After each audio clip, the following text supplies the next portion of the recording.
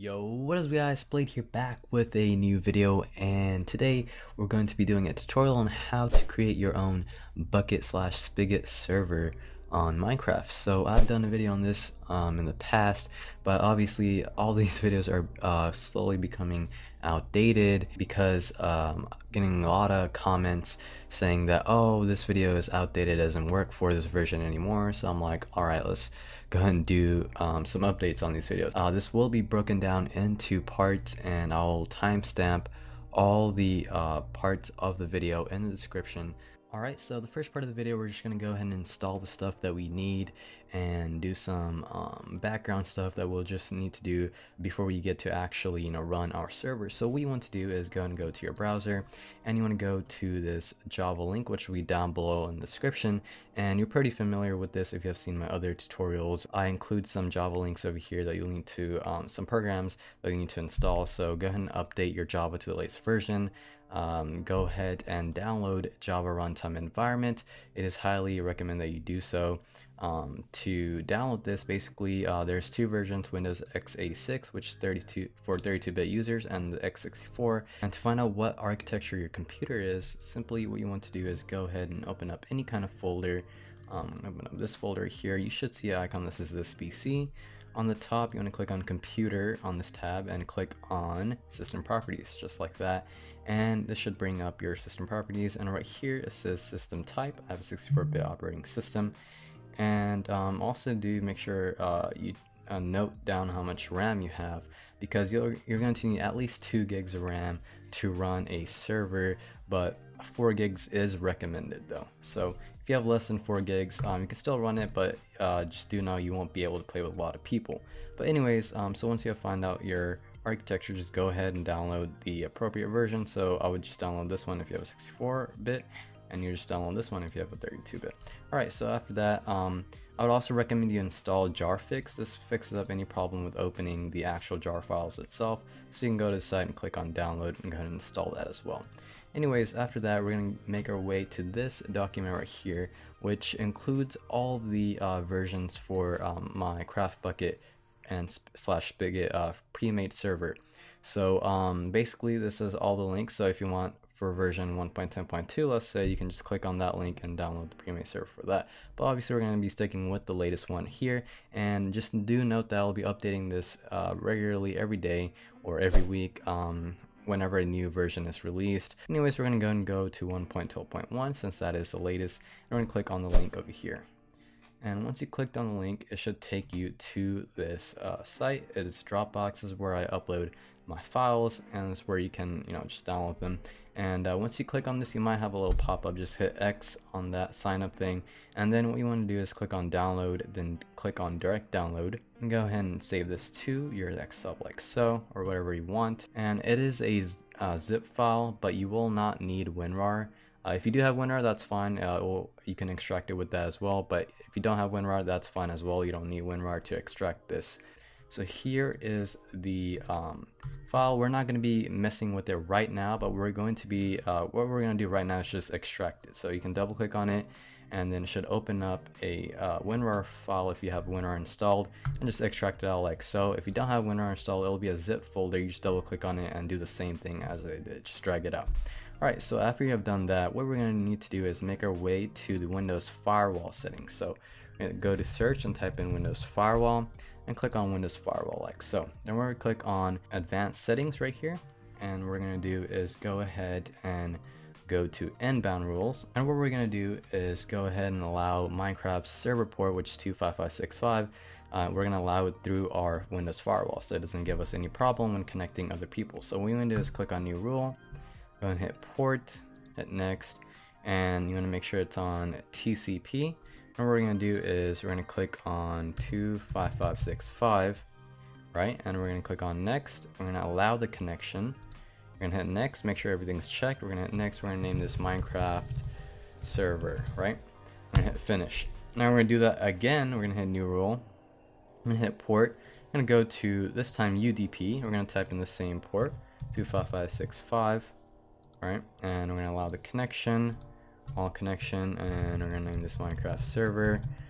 Probably put UDP just to have different names. But then we're gonna go into outbound rules and do the exact same thing. So new rule.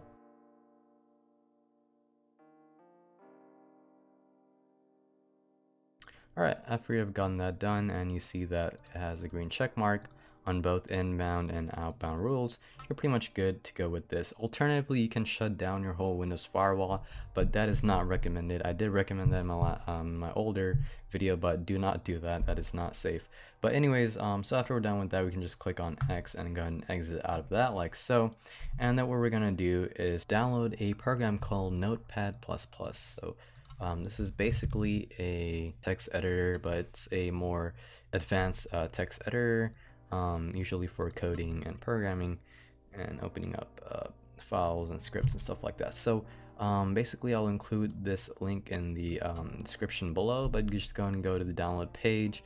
Again, know which version to download, either 32-bit or the 64-bit, depending on what type of computer you have, and go and download that and install that program, because we're going to be needing it to edit some properties here and there. So I don't use this personally. I use another text editor called Atom, but it does the same thing, but I'd highly just recommend this for beginners. So alright, so this part of the video we're going to go over on how to host your server with Hamachi. The first thing you want to do is go ahead and go to this website. Will be down below in the description. We're going to hit download now over here, and we're going to go ahead and just save that anywhere you want.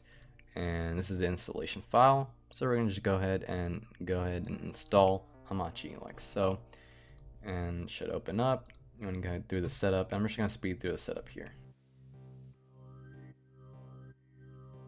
Alright, it's simple as that. We're going to go ahead and finish, and it will launch Hamachi like so. On this, what you want to do is go ahead and click on this blue power on button, and it will tell you to log in. So you will need to make a log me in account. So let's go ahead and do that, and it might also give you a network 2, which you want to go ahead and accept that. Right after you're logged in, you will be greeted with this. What you want to do is create a new network, and this is where you want to make your first network on this VPN. And just note all this down once you make it, because you will have to give a link to download Hamachi to your friends, and you'll also have to give them the network ID and password, to join your network. So let's name this network server test, right? Password, I'm gonna just go ahead and keep it simple, put 123 123, so everyone can just join it easily. We're gonna hit create, and there you go, YouTube server test X is created. And basically, as you can see, there's 1 out of 5 people right now. I'm the first one, obviously, but basically once it's 5 people in this one server on the VPN, you'll have to make a new network, create a new network, and just make a new network, and there will have another 5. And you would have to give, once this one's full, you have to give like the other ones to your other friends so they can join a non-full server. But basically you can just keep on creating a new network over and over again whenever it's filled up. So that's how you do that. And basically, if your friends are trying to join your network, make sure they have Hamachi installed on their computer, and make sure they've also allowed the 25565 port through their Windows firewall as well. That is very important. Make sure you tell them to do that. And then after they've done that, what they want to do is go to network and join an existing network, and they just want to tell them your network ID and password, and they will join like so. You can also chat through them over here once they join. We're going to go ahead and minimize Hamachi for now, and then what we're going to do is we're going to go ahead and finally open up the Premade server folder like so, and then you're going to be greeted with a bunch of files here. Again, it is highly recommended for you guys to check out this readme file. It'll have a lot of fixes for your problems that you might occur down the path when trying to run your server or any other problems. And I'll try to keep this one updated as well. But yeah, be sure to check this out. I'll give you more information on how to run your server and fixes and stuff like that. So what you want to do first is you want to go and find Server.Properties. This file right here. We're going to right click and make sure you have Notepad++ installed on your computer. And once you have it installed, you want to go and click on Open With, and you want to choose Notepad++. You want to hit More Apps and look for where it is. If you don't find it, click on Look for another app on this PC and find Notepad++. But I'm going to be using Atom. It's about the same thing. So we're going to go ahead and open up with Atom right here, or on the text editor here, and this will open up the Server.Properties folder or file. This part you can also kind of open with Notepad, just a regular Notepad if you do so desire.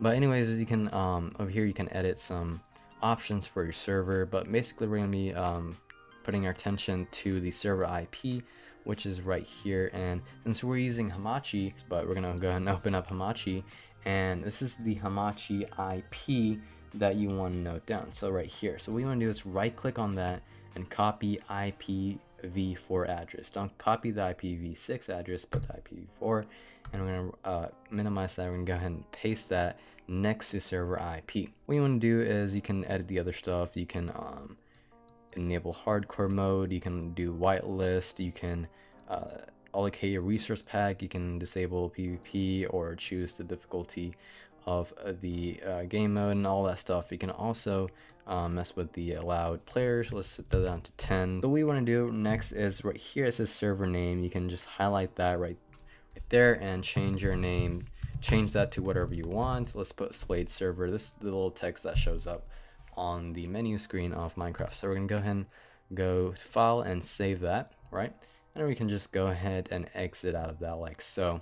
You just want to run your server for the first time. So to start your server is very easy. What you want to do is double click on this run.batch file, and this will start the server. Sometimes it might have errors that says server is outdated. Don't worry about that, just wait 15 seconds or so and it will start the server like normal. And sometimes you might get a fail to bind port error, which I have fixed for you in the readme file. So if you have that error, go ahead and go over here and you'll know how to deal with that. You can also right here in the readme file, if you want to allocate more RAM, I tell you how to do that in the readme file. It starts up with 1 gig of RAM on the server, but you can change that to however many, you can allocate however many RAM you want to your server depending on how much RAM you have in your computer. But anyways, what you want to do, since this will be your console, this is where all the server information will be, and you can also execute commands over here. Now with the server console started, we're going to go ahead and now just go to our Minecraft launcher, just go ahead and launch that, and we're going to go into the version of the server itself. So this server is 1.12.1, so I'm going to go ahead and load that. So we're going to click on its release and go ahead and hit play. So once we're on the menu, what we want to do is go ahead and go to multiplayer, right? We're going to add server, we're going to put your server name, right? Or you can just leave this part blank because we'll already have a name. But in the server address, what you want to do is go ahead and open up your Hamachi, right click and copy the IPv4 address, right? And we're going to go ahead and control V that, and then we're going to hit colon, and then we're going to type in 25565. So this is the IP address you want to give to your friends. That's where you're going to be using. So make sure you have Hamachi running and you have the server console running in the background, and we're going to hit done, and this should ping your server and look for it. And we just want to see that green sign. There it is. That means your server is online. So let's go ahead and go into our server. As you can see, there's our description, xSplayd server. Now I've loaded the server with a bunch of plugins that are useful plugins that are not like bloatware. They're pretty useful, and you will need them to fully efficiently run your server, such as essentials and stuff like that. I'll go over the plugins later on in the video. But as you can see, we're finally logged into our server. Congrats. And if you put your attention to the console here, it will tell you everything that is happening. As you can see, I logged in with my Minecraft username, with the IP, blah blah. And yeah, so what you want to do now is you want to type in on the console op space your Minecraft username and hit enter. This will opt you in the server, as you can see, so we can have admin rights and stuff like that. But we're not fully done with the admin rights. There's more stuff you need to do with permissions to allow that to happen.